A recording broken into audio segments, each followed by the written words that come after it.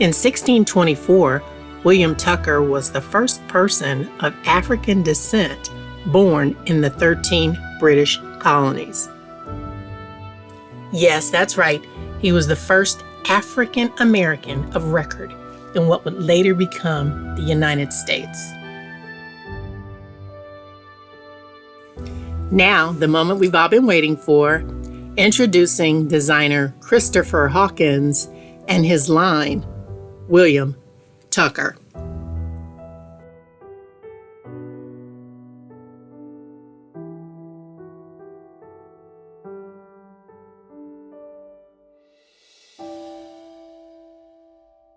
Hey everyone, this is Dr. Michelle, and I want to welcome you to an exciting episode tonight of Tab Talks. And I am so glad to have special guest with me, Christopher Hawkins, all the way from Oakland, California. How you doing, Christopher? I'm doing well. Thank you so much for having me. Well, I'm excited because you are an up-and-coming designer and you have some fabulous, fabulous clothes. And I think even before we get started, we're going to get like a really exciting preview of your William Tucker line. And so I think before I even go further, we're going to flash to your intro. And people, this is a period piece. So when you see the muskets, focus on the clothes, okay? Because this is really authentic. It's fabulous.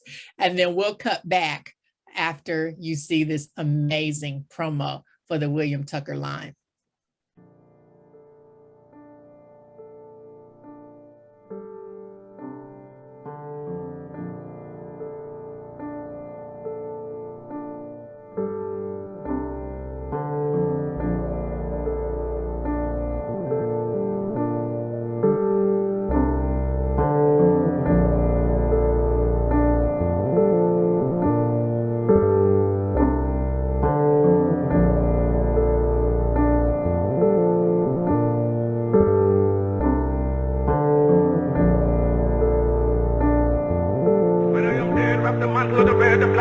Around me, for in the new life I shall rise up with God's wisdom blessing to lead the millions up the heights of the triumph that you well know. Look for me in a whirlwind or a storm. Look for me all around you, for with God's grace I shall come back with countless millions of black men and women who have died in America, those who have died in the West Indies, and those who have died in Africa to aid you in the fight for liberty, freedom, and life.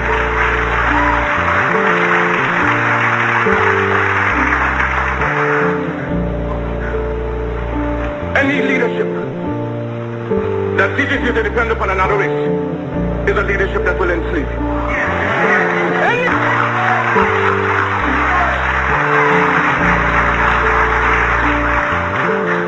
We have prayed to God for vision and for leadership.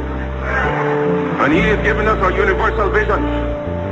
A vision that will not limit our possibilities to America. A vision that will not limit our possibilities to the West Indies, but a vision that said it must be a free and redeemed Africa. Christ the crucified, Christ the despised. We appeal to you for help, for succor, for leadership. When you endeavor to carry your burden up the heights of Calvary, when white men scorn you, when white men scorn you, when white men spat upon you, when white men pierced your side out of it blood and water got sport, it was a black man in the name of Simon the Syrian who took your cross and bore it up the heights of Calvary. Oh yes, the cause is grand, the cause is glorious. Surely we shall not turn back. Oh, sail on, almighty shepherd state, sail on until the flag of the red, the black, and the green is perched upon the hills of their Africa. Because the time has come for the black man to forget his hero worship of other races and to create and emulate heroes of his own. We must canonize our own saints, create our own martyrs, and elevate the positions of fame and honor black men and women who have made it.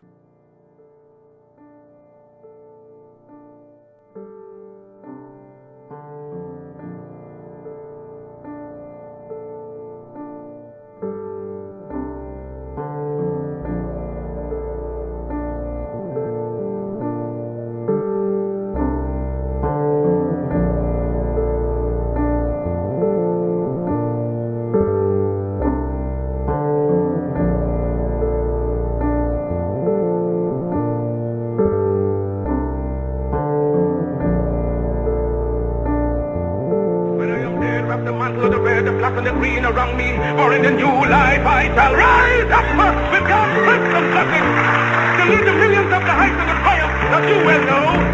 Look for me in a whirlwind or a storm. Look for me all around you. For with God's grace, I shall come back with countless millions of black men and women who have died in America, those who have died in the West Indies, and those who have died in Africa to aid you in the fight for liberty, freedom, and life.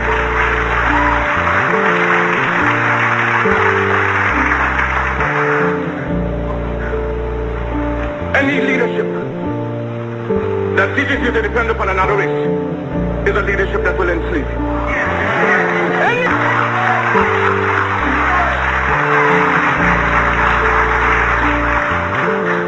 We have prayed to God for vision and for leadership.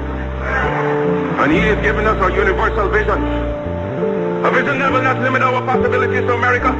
A vision that will not limit our possibilities to the West Indies, but a vision that said there must be a free and redeemed Africa. Christ the crucified, Christ the despised. We appeal to you for help, for succor, for leadership. When you endeavor to carry your burden of the heights of Calvary, when white men scorned you, when white men scorned you, when white men spat upon you, when white men pierced your side out of which blood and water gushed forth, it was a black man in the name of Simon the Syrian who took your cross and bore it up the heights of Calvary. Oh yes, the cause is grand, the cause is glory. Surely we shall not turn back. Oh, sail on, almighty shepherd state, sail on until the flag of the red, the black and the green is perched upon the hilltops of Africa. Because the time has come for the black man to forget his hero worship of other races and to create and emulate heroes of his own. We must canonize our own saints, create our own martyrs, and elevate the positions of fame and honor black men and women who have made a distinct contribution to our racial history. Sojourner Truth is worthy of a place of sainthood alongside of Joan of Arc. Christopher Hawkins and George William Gordon are entitled to the halo of martyrdom with no less glory than the martyrs of any other race. Toussaint Louverture's brilliancy as a soldier or a statesman outshone that of any other people, hence he's entitled to the highest place as a hero among men. Because Africa's created millions and countless millions of black men and women in war and peace, whose luster and bravery outshone that of any other people. So why not see good and perfection in ourselves? We must inspire our literature and promulgate the doctrine of our own without any apologies to the powers that be. That right is ours of God. Okay, everybody. I know you're probably still on the ground after seeing that amazing promo. So kudos and shout out for your production crew. You want to give their names just so we know who did that amazing work? Absolutely. Baxter Stapleton was my photographer and videographer. We have 3 models, Myron Preston, he is Oakland based. We have Emmett Charles, who is from New Orleans. He went to school with me. And we also have, Chad. I'm forgetting, Chad Charles actually is his last name. He's from New Orleans as well. I reached out to him through Instagram, and yeah, I just kind of shot in the dark, and he was just down for the collaboration. Well, for a shot in the dark, that was a bullseye. It's amazing, amazing work. So hats off to all of you for pulling off just an amazing piece. Okay, I want to jump in now because you kind of gave me a segue. Howard University graduate, and you clearly are an artist, you're a designer, but I know that you don't pick up design skills in college. That had to start very early. When did you realize that you wanted to be a clothing designer? Yeah, I think I've always had a passion for clothing. I had an apprenticeship with a tailor in Washington, D.C., whereabouts I'm from Maryland, right outside of D.C. But since probably high school, I knew that I was interested in clothing. And right before I went into college, I started to have an apprenticeship with this tailor. And I learned basic pattern making, sewing, and since then I've just kind of worked continuously. Wow. Okay, so when you graduated from Howard, and I'm going to give a shout out to all my HBCUs. My daughter attends at HBCU, Central State. what did you actually major in? Was it fine arts, art? What would someone major in if they were interested in pursuing a career? Yeah, well, my major was totally unrelated. It was marketing. I think I Not was, unrelated. I don't think that's unrelated. Okay. oh, there you go. Yeah. I think that I was just a bit nervous in majoring in fashion design. I think they actually cut the program a few years into me being at Howard, actually. So, but uh, I know all that I know about fashion is self-taught and taught through the works of the tailor who I was apprenticing with. But at Howard, I was a marketing major, and not totally fashion related. Okay. So this is God-given talent then that you have. Okay. So you told me you're from Oakland. Okay, give me how you left Howard, DC area, and ended up in Oakland. Yeah, so I'm from Maryland. I moved to Oakland in 2017 for a job opportunity. And from there, I really was I knew that I wanted to produce my second collection. So I graduated Howard in 2014. I moved to New York immediately afterwards. And from there, or in New York, I actually released my first collection. It was called Modern Revolutionaries. And that collection is viewable on my website. It's focuses primarily on men's trousers.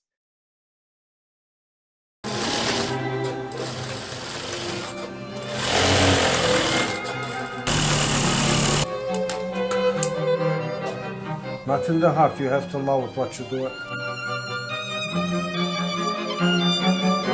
If you like it, you enjoy it. If you don't like it, you hate it.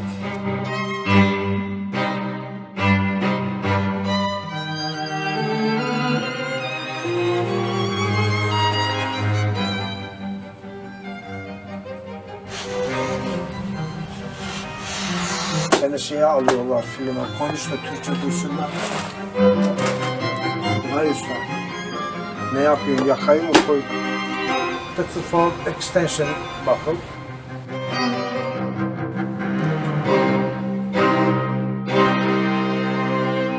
And from New York, I had a fashion show. It was really just like, it was very ambitious. And I'm just kind of proud of myself for being able to pull that out.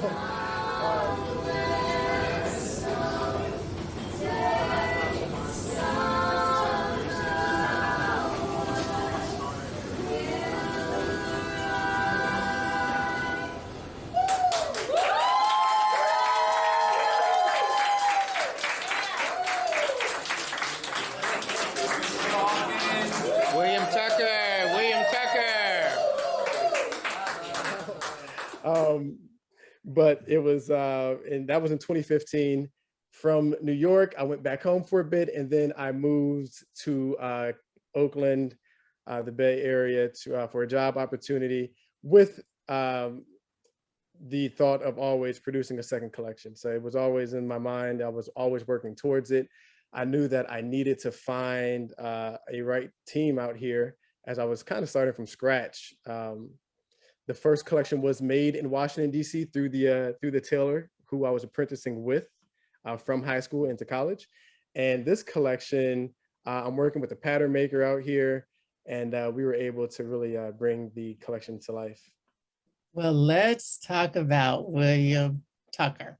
Okay, you're in clothing design. It's an extremely competitive field, and you have come up with a African American history inspired line. Can you share the connection with the audience so they understand what inspired your line?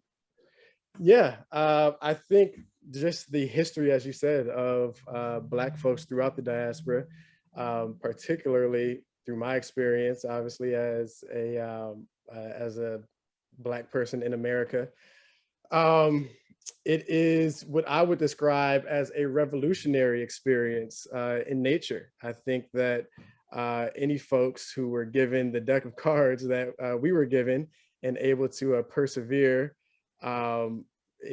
throughout years, centuries of oppressive systems is are revolutionaries.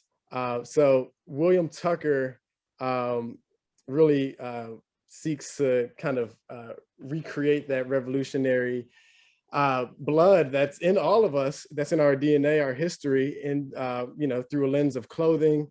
But it is one of storytelling. It's one of, again, the first collection was called Modern Revolutionaries, and it was inspired by what a modern day revolutionary may wear. I was inspired by the writings of Du Bois and Malcolm, and this collection too is entitled Revolutionary Warfare, and so that we can get into that too. But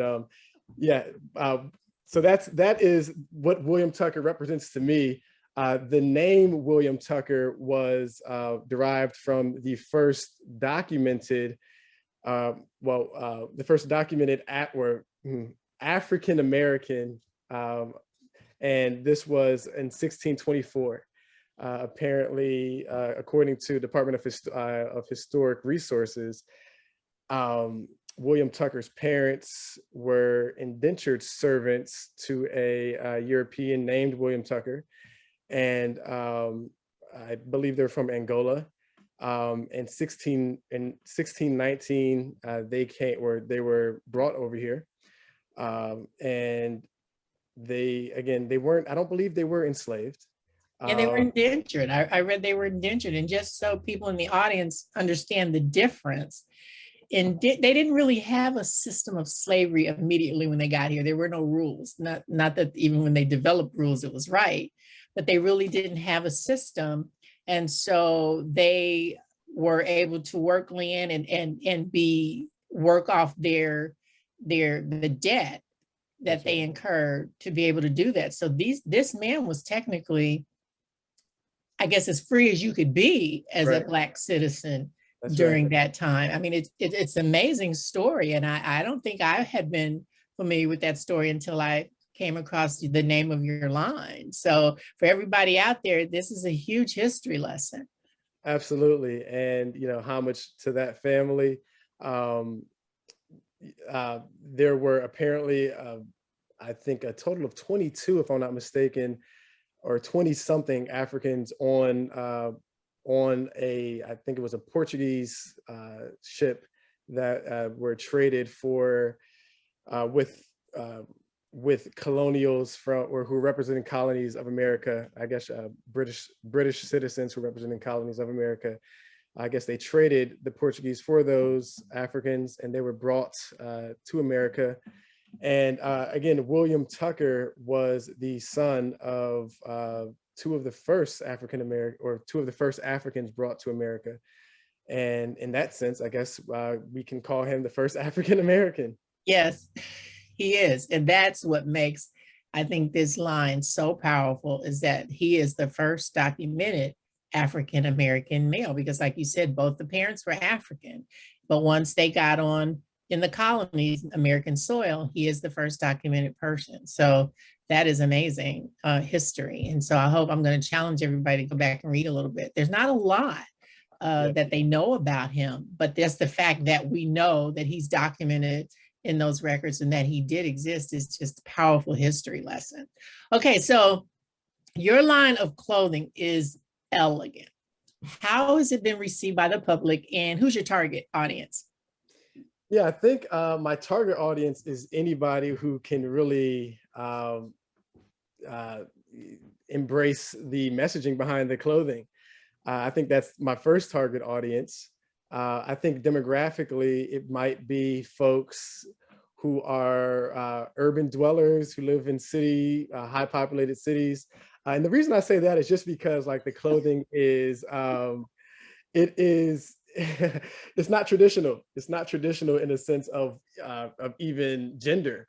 So I think that you have to be open-minded in what you wear and how you wear it, and really be confident in your wearing of the clothing. I would assume that it is, folks who are becoming financially grounded, as the pieces are expensive.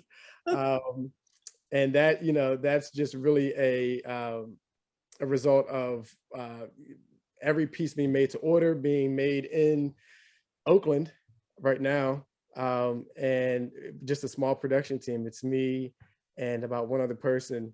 That's my pattern maker. Wow. Yeah. Individually made. Individually made to order. So the way that we're doing production is one would order the clothing, and then there would be a production period of a few weeks, and they'd ship it out. So because this is an independently financed venture, I'm actually ordering ordering fabric as it comes in. I do have some fabric that is stocked behind me. You may see some of that, but I see some there. Yeah. But yeah, is that 100% silk? Am I looking at silk back there? I'm not sure if the silk is here, but I do have 100% silk at my house. So wow. There's fabric with that. Okay.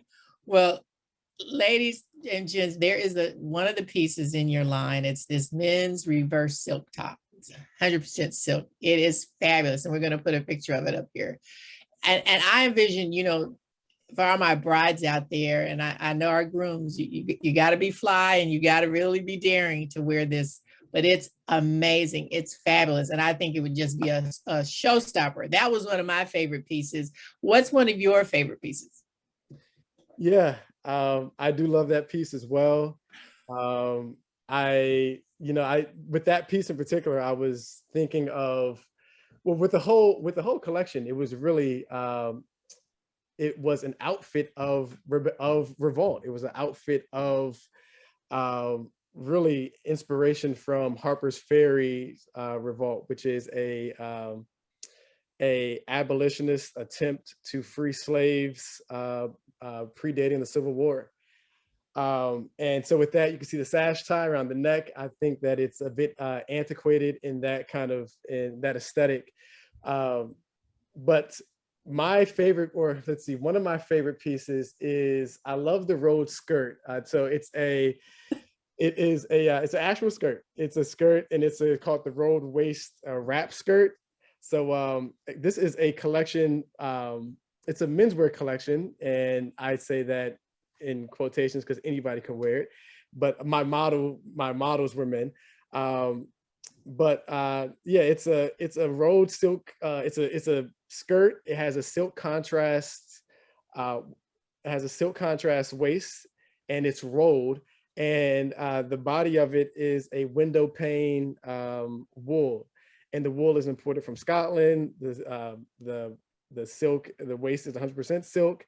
And the inspiration behind that, the reason I really like that is because I was out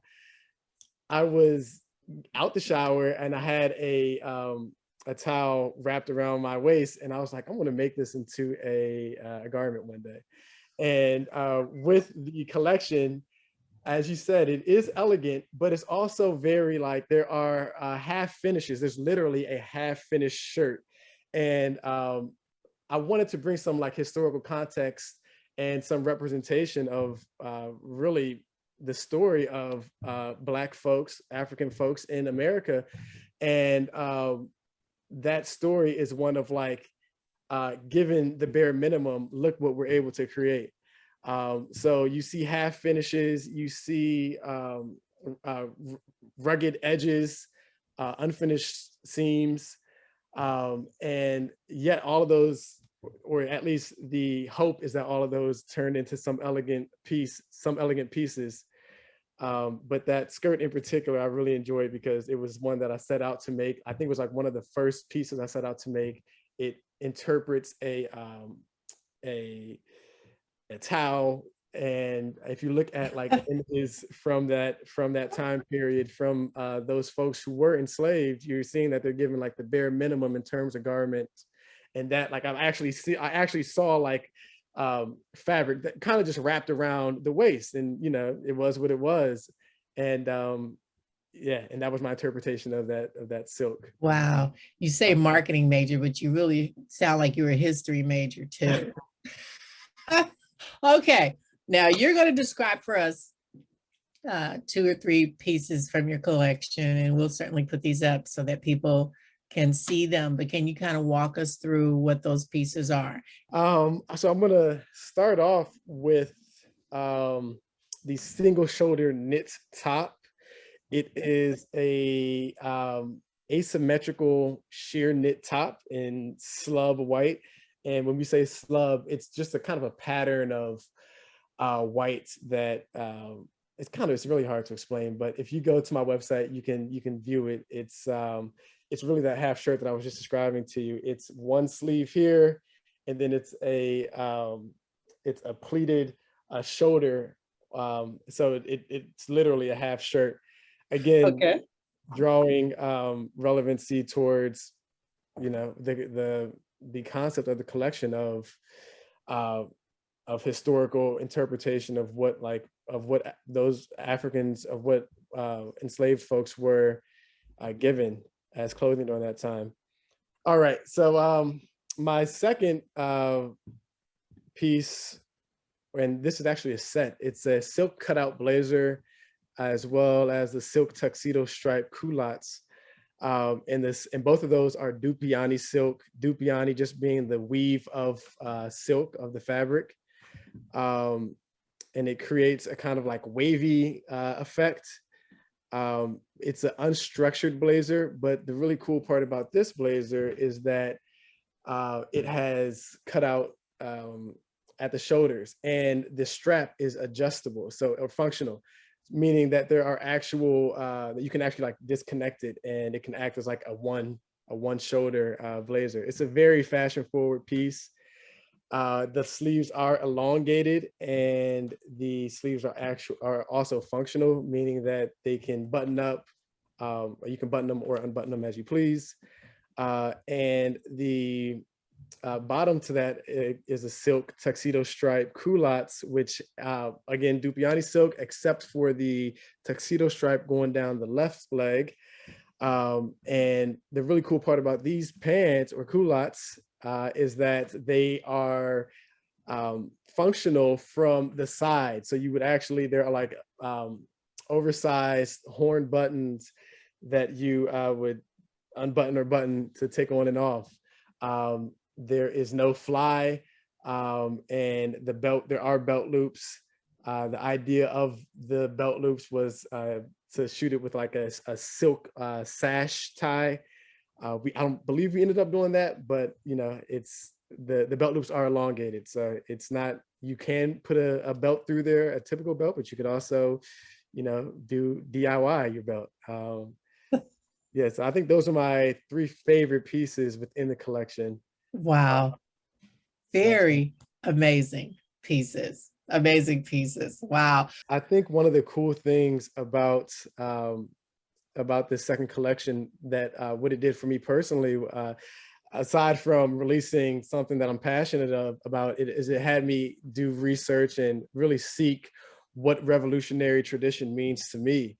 And since the collection, since working on the collection and through my readings, I've joined an organization in Oakland, or volunteering in an organization in Oakland that is a Pan-African organization that really seeks to put that revolutionary tradition that the collection is rooted in into action today. So I think that there are ways, again, to use tradition and use that history in modern day, and to really push for grassroots change. Powerful, Christopher. Powerful. So what does success look like for you with the William Tucker line? Yeah.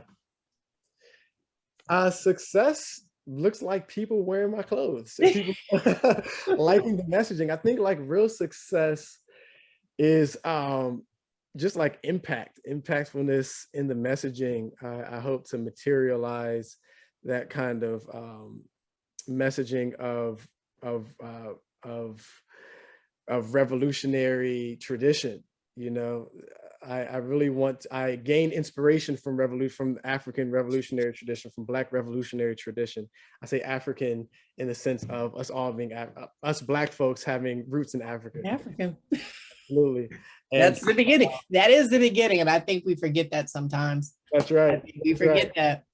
Yeah, like I was in St. Martin earlier this year, and these folk, we are a diasporic people. We come in all colors and in hues, but we are all African at the core. And so I wish that I wish that success in William Tucker carries forward that kind of revolutionary tradition of perseverance, of continuation, despite systems of oppression. Wow. Okay. So I know we saw just a few pieces of your line, but how can people get to your website? We're going to put your website address up there. What's your website? Yeah, the website is called williamtucker.us. You can also reach out or follow me on Instagram at William Tucker. The website I am very proud of. I just want to speak on that briefly. You should be. You should be. Thank you. So the website is actually, that's what took the longest to produce. The collection was done. First of all, the collection was really designed in 2020.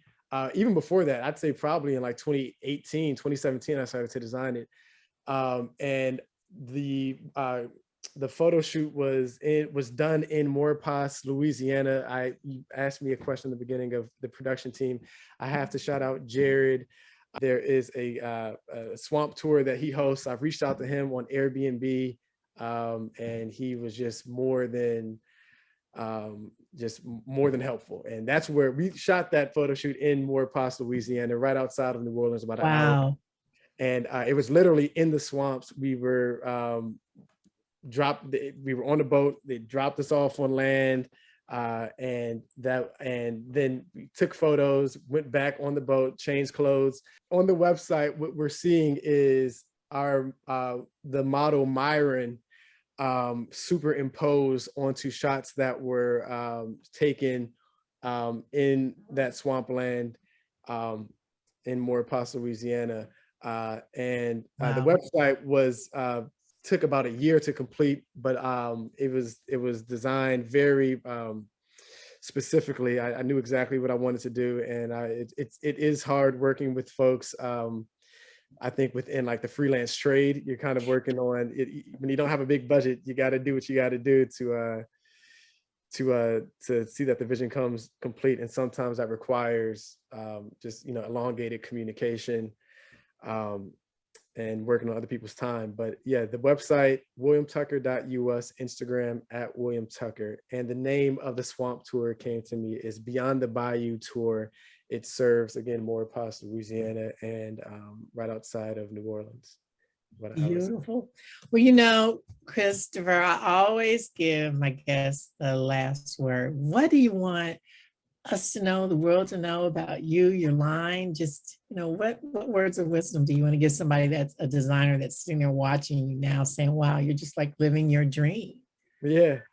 I think it wouldn't be possible unless you really loved the process of doing it. I think that's the main thing. I think that, it is a struggle to kind of venture off and attempt to do anything outside of a 9-to-5. Like, this is not I have a job, and this is not what's bringing in the income at the moment, but hopefully it does. But it is, if I did not love the process of getting there, then I would have never reached it. So I think in anything that we do, we have to find meaning in it. Beyond financial gain, I think we have to find meaning in it, and we have to really enjoy the process of what we're creating, because the product is, the product, you release it and it's accepted into the world, or it's not, and it's there. But all of the time from thought to materializing it is the hard work, and that's just love what you do.